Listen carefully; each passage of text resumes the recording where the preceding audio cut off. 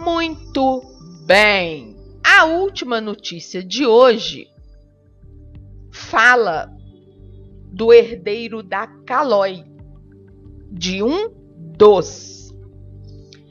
É do portal UOL. Herdeiro renegado da Calói. Vou ter o que me cabe, nem que leve 100 anos. Meu amor, babado, o moço tá raivoso, tá magoado. Por que será, né? Por que será que o herdeiro da Calói tá revoltado? Já que nenhum dos 7 irmãos do assistente financeiro Fábio Milantoni Calói fez a gentileza de, ao longo dos anos, lhe puxar uma cadeira e oferecer um café, ele decidiu assumir sem reservas o papel que todos lhe atribuíam, o de pedra no sapato. Ô, gente, vai cagar no mato. Seu pai sai fazendo filho com tudo quanto é mulher por aí e você fica de cara virada pros meninos que são seus irmãos? Eu acho engraçado, né? Seu pai traz sua mãe à torta e à direita e você fica no Facebook tirando foto no Dia dos Pais. O melhor pai do mundo.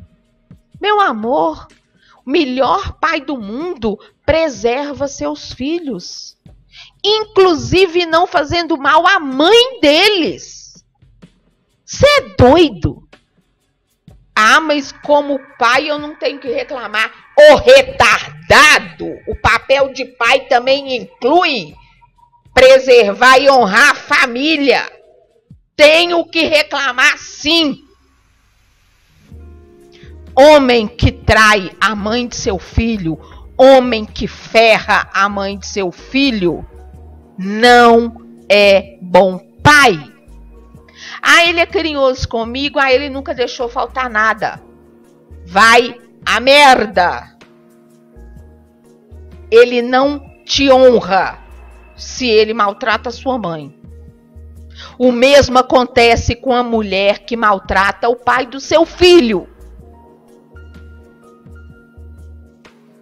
Pelo amor de Deus, vocês podem se enganar o quanto vocês quiserem. Mas a mim, não. Seu pai não vale a bosta que caga. Se ele não te faz mal, mas se ele faz mal à sua mãe. Sua mãe não vale nada se ela não te faz mal e faz mal a seu pai. Tá? Bom, o moço diz aqui: quero o que me cabe. Não vou desistir.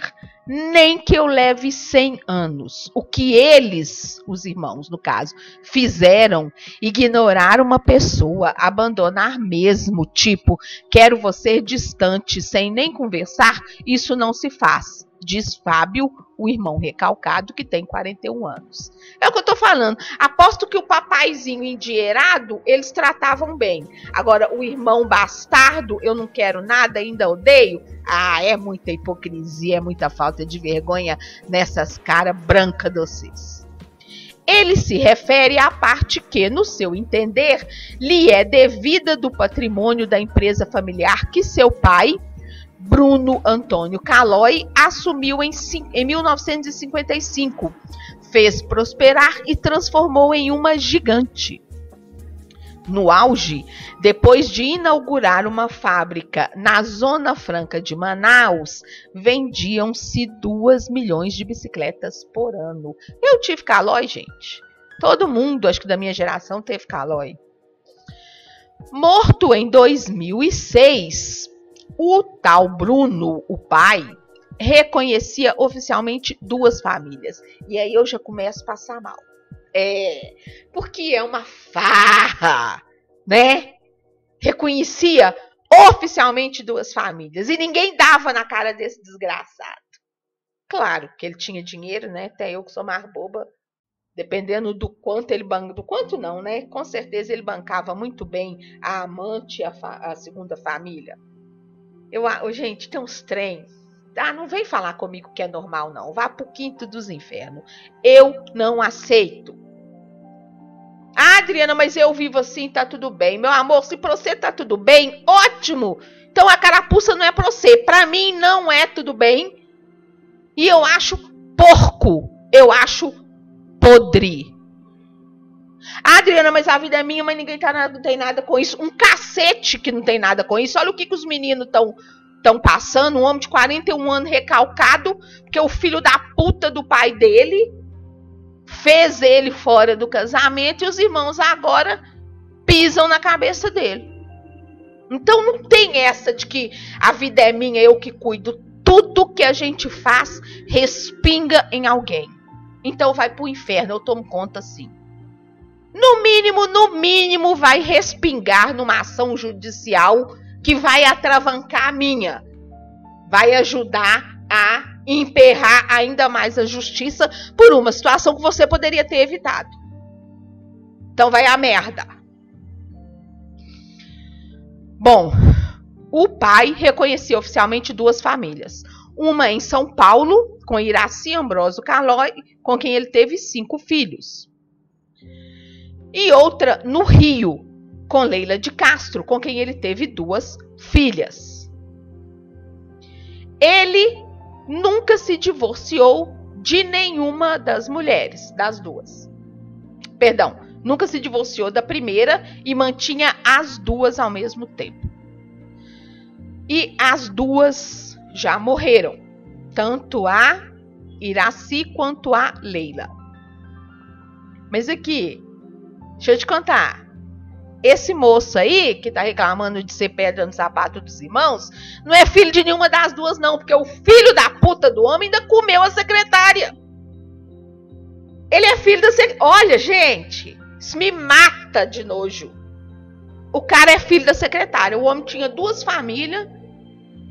E claro, né? Um homem galinha, ele nunca vai se satisfazer. Nem com 5, nem com 10, nem com 20. Então ele tinha 2 famílias, não estava satisfeito não, ele também comia a secretária. O Fábio, que é esse moço que está aí revoltadinho, é filho da secretária Eunice, morta em abril do ano passado, aos 75 anos, e que engravidou do patrão em 78. Bom, para evitar os comentários na empresa, a secretária se afastou e voltou a morar com os pais em Taubaté, no interior de São Paulo. Abriu um pequeno depósito de bebidas e criou o filho sozinha. E o pai enviava uma mesada equivalente a R$3.000.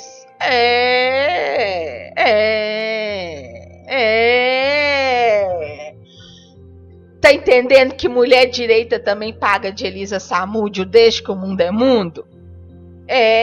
Porque a gente mete o pau nas Elisa Samúdio, que faz suruba sem camisinha para engravidar de milionário, e a gente esquece que tem mulher direita de boas famílias que fazem praticamente igual.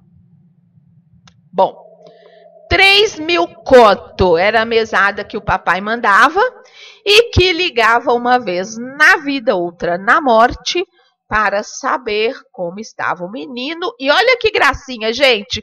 Todo lançamento da Calói, papai mandava um pro rapaz. Olha que lindo. Isso é que é um pai, né? Ah, muito bom. Mas para o menino, as recordações da época são pro moço hoje, né? As recordações da época são remotas. Eles se encontraram pouquíssimas vezes, 2 ou 3 no máximo, em Taubaté, e algumas outras poucas vezes apenas no aeroporto em São Paulo. E aí ele diz: eu sabia que meu pai era dono da Calói, mas não tinha dimensão do que aquilo representava. Ele hoje mora em Taubaté, num imóvel de 60 metros quadrados, de 2 quartos e financiado em 30 anos. Ou seja, ele não recebeu nada da herança de papai. Bom, assim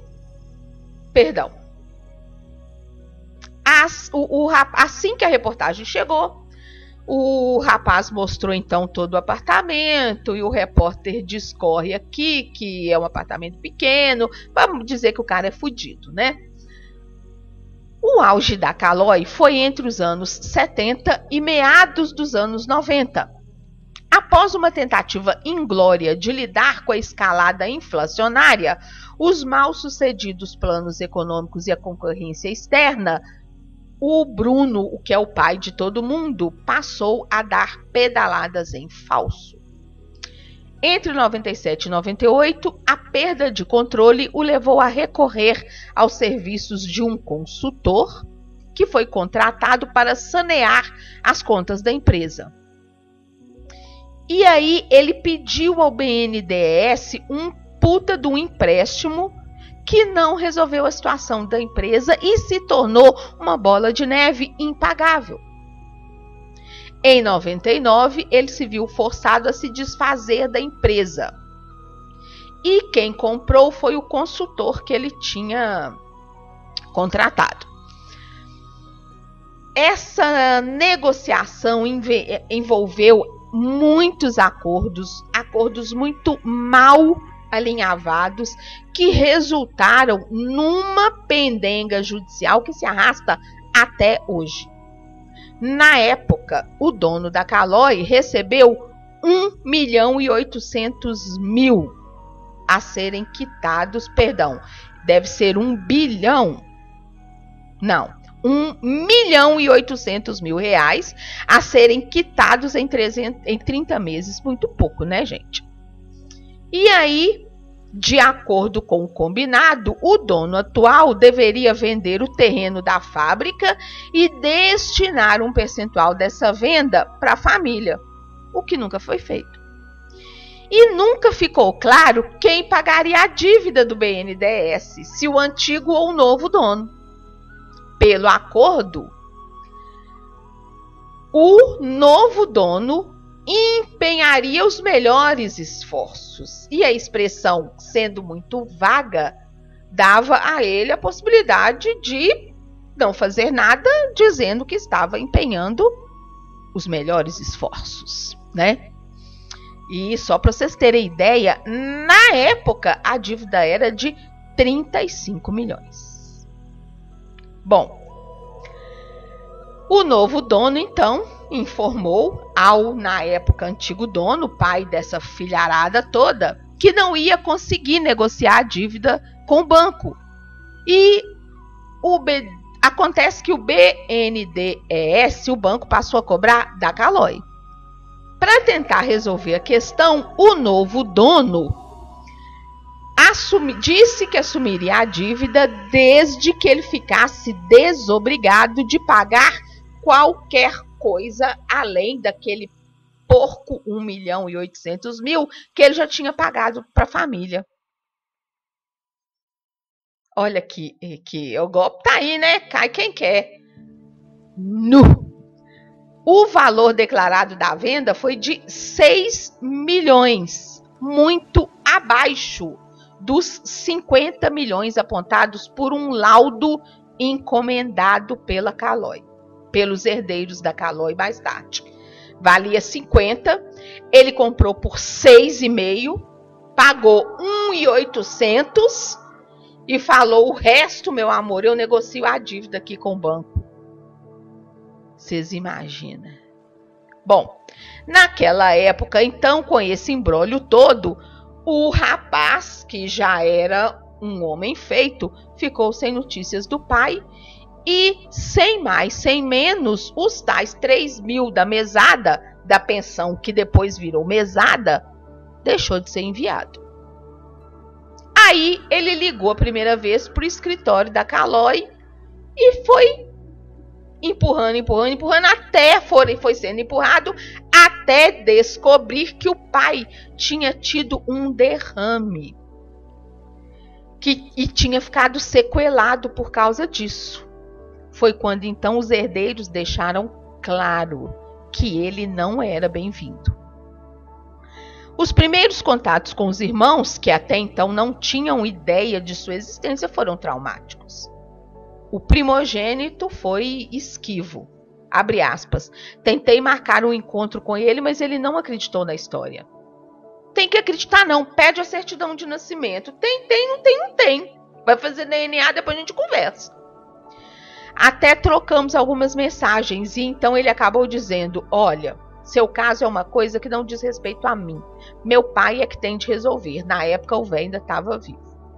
Passados 15 anos desde então, o moço, o filho da secretária, se mostra muito magoado com a falta de empatia do irmão. O que custava dizer, olha, Fábio, a gente não tem aquele amor de irmão, não cresceu junto, mas poxa, vem tomar um café aqui em casa. Podia ter isso, mas não existe. Agora também, no nível de guerra em que as coisas chegaram, nem cabe mais. Pois é. Por outro lado, o filho, então, que não teve a empatia esperada pelo irmão mais novo, conta que, como você sentiria se fosse eu ou os meus irmãos? Já estive várias vezes com ele e tentamos ajudá-lo, pagamos consulta médica, mas parece que sua intenção está fora da nossa realidade. Cada um conta o que quer, né, meu amor? Bom, ele conta, o recalcado, o caçulinha, filho da secretária, conta que, abre aspas, em um Natal, eles me mandaram uma cesta básica. Não era uma cesta de Natal, era básica. Tá reclamando que perdeu a mesada de 3 mil, agora tá ganhando cesta básica, né? Com arroz, feijão e tudo mais. Em outra ocasião, quando eu estava desempregado, o Tito, que no caso é o filho mais velho de toda Estrelelê, ficou de conseguir um cargo de vendedor em uma franquia de sapatos de um amigo dele. Recusei não pelo cargo, mas porque não tenho habilidade com vendas. Poderia assumir um posto na fábrica de bicicleta Tito Bikes. Ó, vocês estão entendendo? Não queria o cargo de vendedor porque ele não tinha habilidade, mas ele queria um posto. Mas tá, qual que é a sua habilidade? Não, ele quer um posto na fábrica do irmão. Mas ele me informou que só tinha cargos políticos, ou seja, destinado a pessoas influentes. E aí falou com a esposa do moço para ver se conseguiria um desconto para comprar uma bicicleta. E ela respondeu que eu poderia passar na loja. E foi oferecido 10% se ele comprasse à vista. Ô, gente, coitado do moço, né? É uma sacanagem. Eu concordo que é uma sacanagem, mas porra, velho, vai viver sua vida. 40 anos recalcado por causa desse tipo de sacanagem também é infantilidade, é imaturidade. Vai correr atrás dos seus direitos e vai tratar isso na terapia, porra. Bom,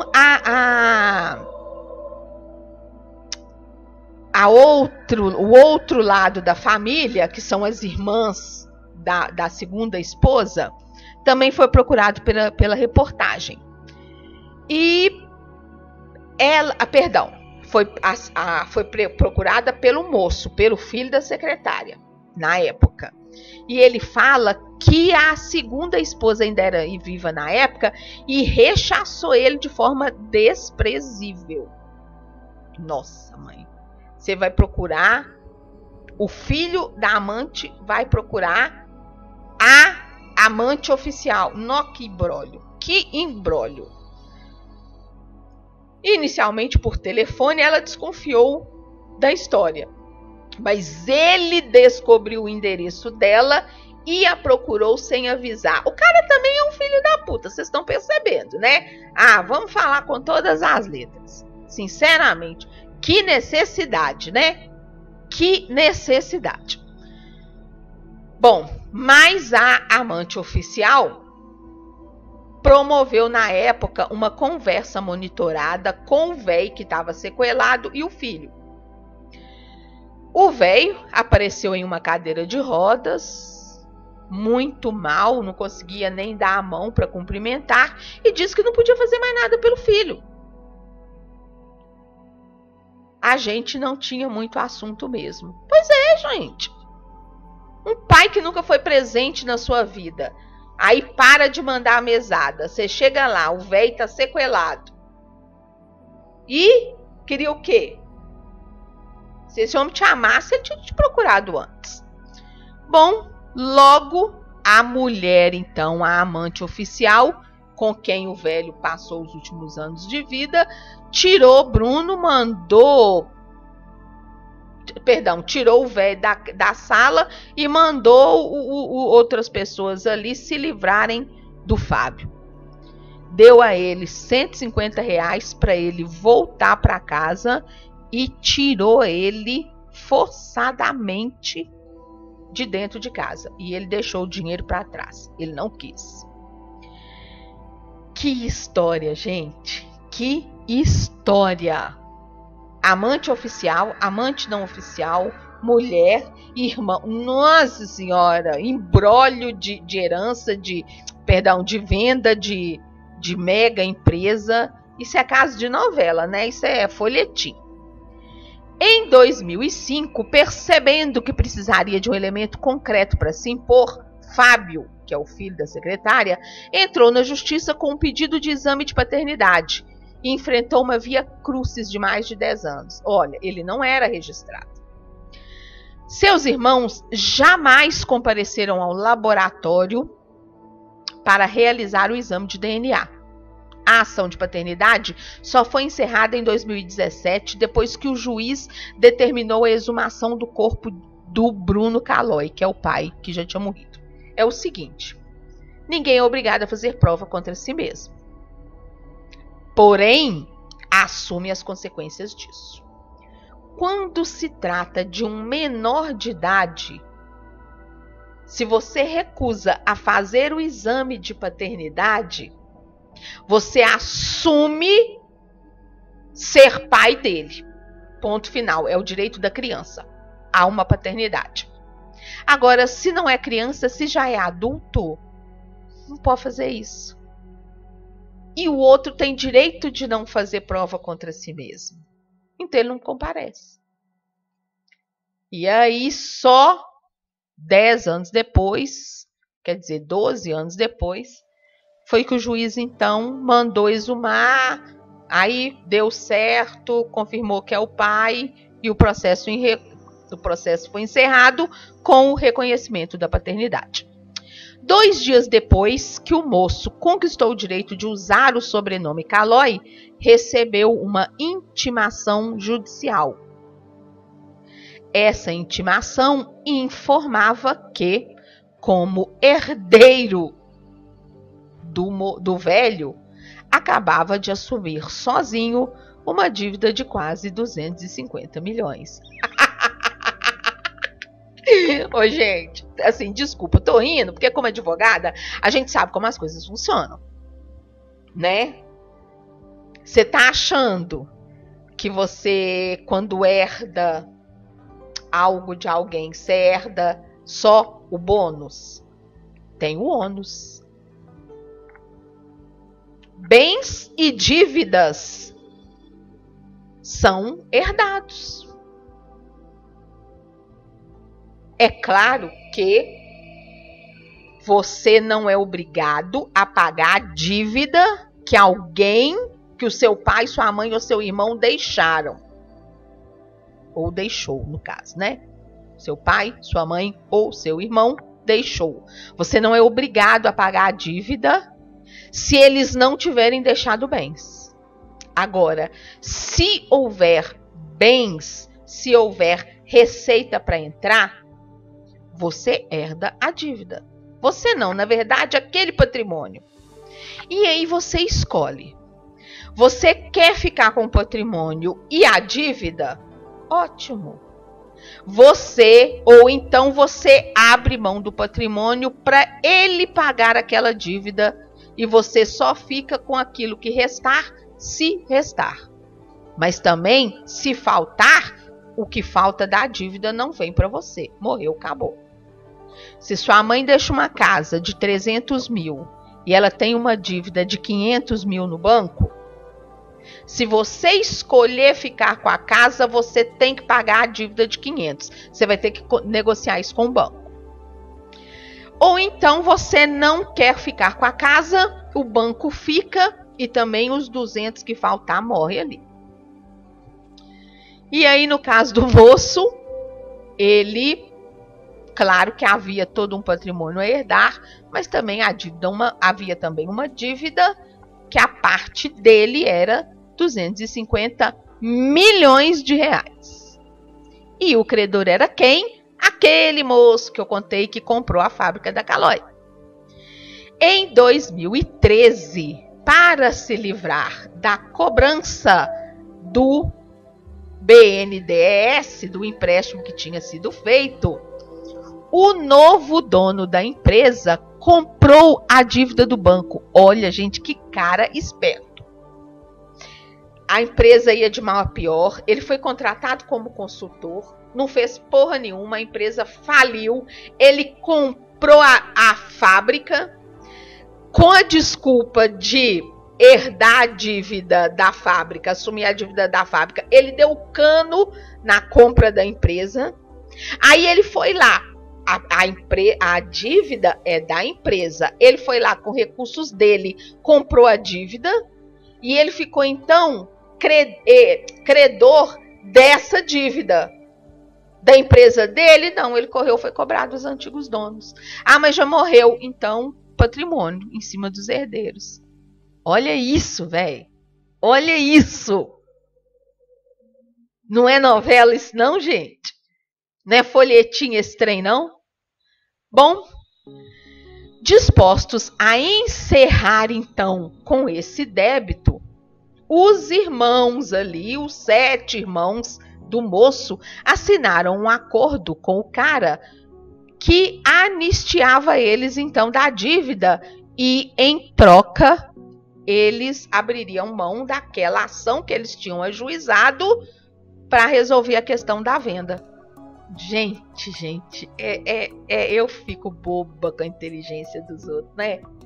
Eita, não é brinquedo, não.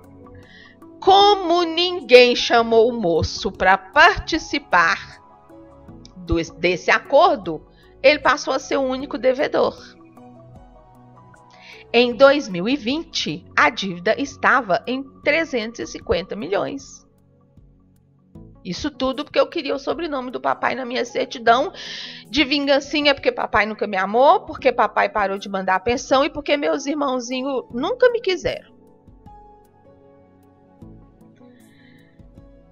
Com um rendimento mensal de R$ 1.500, o irmão renegado dos Calói levaria algumas encarnações para quitar esta dívida. Eu vou te contar. 350 milhões. Agora, em novembro de 2020, o juiz extinguiu uma parte da dívida. E ele está devendo agora só 300 milhões. Extinguiu 50 milhões e está devendo só 300. E aí, apesar dele rebater esse acordo, o juiz entende que esse acordo se estende a Fábio mesmo sem a assinatura dele. Mas é uma decisão que ainda, ou seja, ele ganhou, esse acordo não cabe a ele, mesmo ele não tendo assinado, porque na época ele ainda não era reconhecido como pai. É o bom senso do juiz, eu também acho. Porém, eles ainda estão recorrendo. O dono da empresa atualmente ainda está recorrendo dessa decisão. Eu tô besta. Bom, para o advogado que defende o Fábio, que é o filho da secretária, nem o dono da dívida, nem os irmãos do seu cliente levaram a sério a cobrança. Eles sabem que é um absurdo, a ideia é pressionar o moço para que ele desista da ação que ele abriu para investigar o patrimônio da família. Porque com certeza teve muito desvio, né, gente? Até mesmo porque sabiam que havia um filho bastardo. E que pode trazer à tona muita coisa espúria do passado. Ó, espúria, gostou? Muita coisa podre do passado. Por mais que tenha havido desavenças, em algum momento os interesses dos herdeiros e do atual dono da Calói, que é o Edson Musa, em momento nenhum convergiram. Tá certo. Ao citar a dívida da empresa no processo, o banco BNDES fala no esvaziamento do patrimônio da Caloi e da transferência de imóveis para a fábrica da Zona Franca de Manaus, que concentrou a operação empresarial. Gente, esses negócios, né? Esses negócios, como eu falei, é trem de novela mesmo. É muita furdunça. Nossa Senhora. Bom, o moço, esse filho mais novo, então, que tá aí nesse recalque, nesse desespero todo, que meus irmãos não gostavam de mim, ele tá com a vida civil bloqueada, né? Tá devendo 300 milhões. Caiu no colo dele, pum! Passou a assinar Caloi, 2 dias depois, bum! 300 milhões de dívida no seu colo e é óbvio que a vida civil dele tá bloqueada, tá com o nome sujo, tá com patrimônio bloqueado, porque o povo é sacana. O povo é sacana, fazem mesmo. Gente, e faz parte. Se fosse você faria a mesma coisa. A gente faz. Pior que a gente faz. Se ele precisar de um financiamento no banco, ele não consegue. Se ele precisar abrir um negócio, ele não tem nome limpo para isso. Ele não consegue nem comprar um apartamento financiado depois. Ele tem um que ele comprou antes, mas se ele fosse comprar agora um apartamento financiado, ele não conseguia. É triste. É triste. Tudo isso ele entende que é a pressão dos irmãos mancomunados ali com o atual dono para fazer então ele desistir desse processo de investigação do patrimônio que ele abriu contra os herdeiros. Nossa Senhora! Tinham que escrever uma novela sobre isso. Sinceramente. Bom, o repórter pergunta, por fim, se ele tem uma bicicleta. E ele diz que sim. Ele tem uma Caloi, modelo T-Type, preto, aro 26, de 21 marchas. Eita ferro! É muito triste, sabe? Tudo isso causado pelo quê? Pelo um filho da puta, que com certeza era o melhor pai de algum desses outros 7 filhos, mas que acaba ferrando a vida de alguém por ter tanta mulher, por ter tanto filho, por administrar mal seus negócios, por cair em golpe. E por isso eu volto a dizer, não me venha com esse papo de que ninguém paga minhas contas, ninguém tem nada a ver com a minha vida.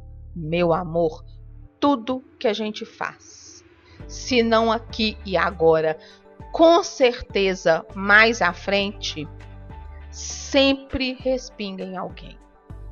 Opa, não saia sem deixar seu like nesse vídeo, confirme se você já está inscrito no canal e se ativou as notificações. Curta minha página no Facebook, facebook.com/AdriFernandesBH e me adicione no Instagram, @AdriFernandesBH. Obrigada!